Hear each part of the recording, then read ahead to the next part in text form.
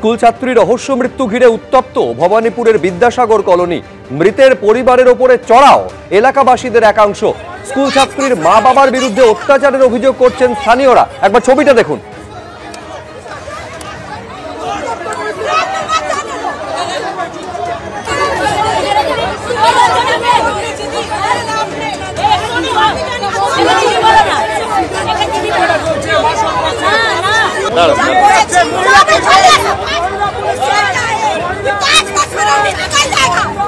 আরজিকর কাণ্ডে যে গ্রেফতার হয়েছে যে সঞ্জয় রায়, সেই সঞ্জয় রায়ের যে দিদি ছিলেন তারই মেয়ে কিন্তু গত পরশু রাতে যে ছাত্রীর দেহ উদ্ধার হয়, 11 বছর বয়সী সেই ছাত্রী কিন্তু তারই মেয়ে। এবং সেই সঞ্জয় রায়ের দিদির মৃত্যুর পর তারপরে তার যে বোন ছিল সেই বোনকেই বিয়ে করেন সেই ছাত্রীর বাবা। অর্থাৎ কিনা সঞ্জয় রায়ের যে ছোট বোন সে কিন্তু প্রথম ক্ষেত্রে এই শিশুটির মাসি ছিল, পরবর্তী ক্ষেত্রে সৎ মা হয় এবং সৎ মা হওয়ার পর থেকেই কিন্তু এই ছাত্রীর ওপরে অর্থাৎ কিনা 11 বছর বয়সী সেই ছাত্রীর ওপরে কিন্তু রীতিমতো মানসিক এবং শারীরিকভাবে নির্যাতন চলতো। তোমাকে বলে রাখি, ভবানীপুরের এই যে বিদ্যাসাগর কলোনি, যেটি আলিপুর থানার অন্তর্গত, এই বিদ্যাসাগর কলোনির এই যে দোতলার ঘর, সেই দোতলার ঘর থেকেই কিন্তু গত পরশুদিন সন্ধ্যাবেলায় এই ছাত্রীর ঝুলন্ত দেহ উদ্ধার হয়। কোথায় না, এই ঘরের ভিতরের একটি ওয়ার্ড্রপ রয়েছিল, সেই ওয়ার্ড্রপে যেখানে হ্যাঙ্গার টাঙানোর যে রড থাকে সেই রডের সাথেই কিন্তু ঝুলন্ত অবস্থায় দেখতে পায় পুলিশ। তেমনটাই পুলিশ সূত্রে খবর এবং তাকে উদ্ধার করে ময়নাতদন্তের জন্য পাঠানো হয়।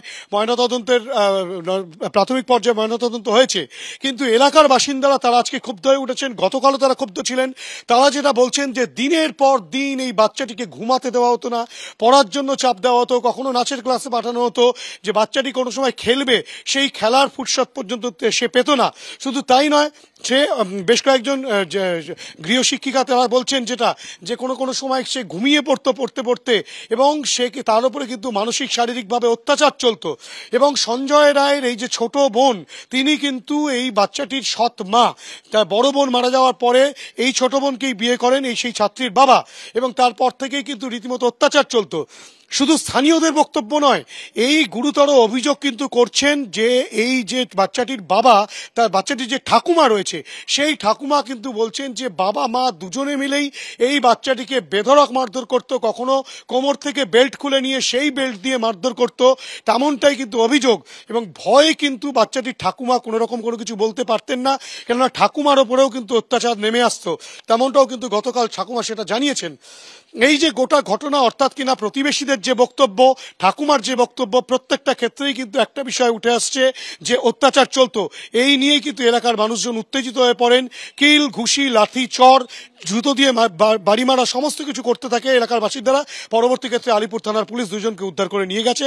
গোটা ঘটনা তদন্ত পুলিশ করছে, তেমনটাই পুলিশ সূত্রে খবর। বললো কি ঠাকুমা কাউকে বলবে না, আমার জন্য একটা চিপস করে চিপস নিয়ে আসবে।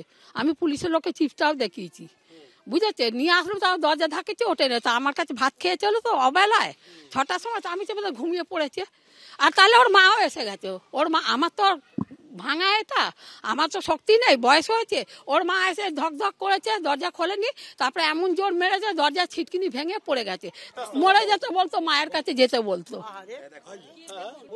এই যে এই মা বলতো মায়ের কাছে কবে যাবি বল, তুই মায়ের কাছে গেলে আমরা শান্তি পাবো। চারে গেছে, রেস্তে চারে গেছে। আমি বললাম আমায় মারে ধরে এই মা ঝ্যাঁটা দিয়ে মারে, ঝ্যাঁটা দিয়ে।